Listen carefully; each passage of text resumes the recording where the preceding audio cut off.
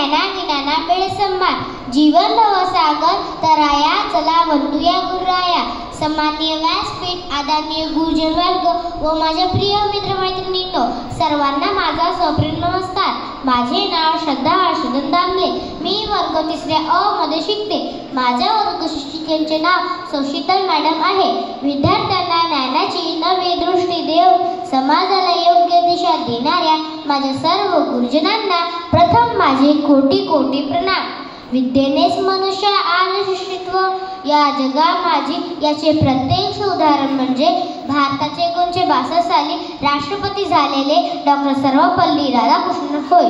यांचा जन्म 5 सप्टेंबर 1888 साली तिरुतनी येथे झाला.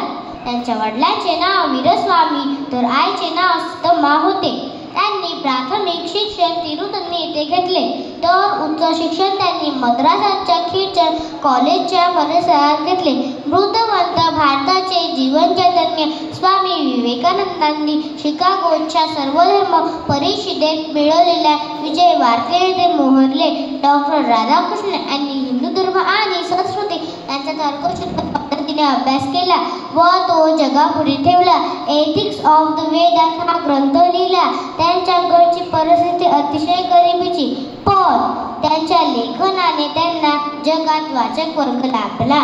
Religion of religion in contemporary philosophy, Indian philosophy या ग्रंथांनी त्यांचा लौकिक वाढला. जगभर त्यांना व्याख्यानाची आमंत्रणे येऊ लागली. विज्ञानानेही कितीही प्रगती केली तर ते अध्यात्माशिवाय मानवी जीवनाला पूर्णता नाही. विद्येने त्यांना अनेक मान सन्मान दिले. स्वतंत्र भारताचे राजदूत म्हणून ते रशियाला गेले. कोणालाही कधीही न भेटणारा रशियाचा सर्वेसर्वा सॅटेलिन बालकाच्या मिरस्तीने 2 तास त्यांच्या समोर बसला.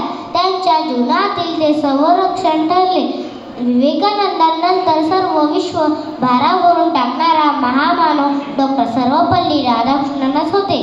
ते म्हणायचे, हिंदुझम is a movement, not a position, a process, not a result, a growing tradition, not a fixed revolution. सतत वाचन, चिंतन, अध्ययन, अध्यापन, ग्रंथलेखन, परिशीलन, तत्वचिंतन, सांस्कृतिक जीवन, विचारमंथन अशी अष्टपैलू असणाऱ्या महान मानवाचा आज जन्मदिवस आपण साजरा करत आहोत. एकदा काय झाले, विद्यार्थ्याने डॉक्टर राधाकृष्ण यांनी यांचा वाढदिवस साजरा करण्याविषयी इच्छा दर्शवली.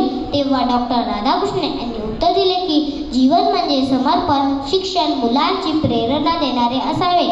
माझ्या प्रेमानेच इतर शिक्षकही अंधाराकडून तेजेकडे विद्यार्थ्यांना घेऊन जाणारे तयार होते.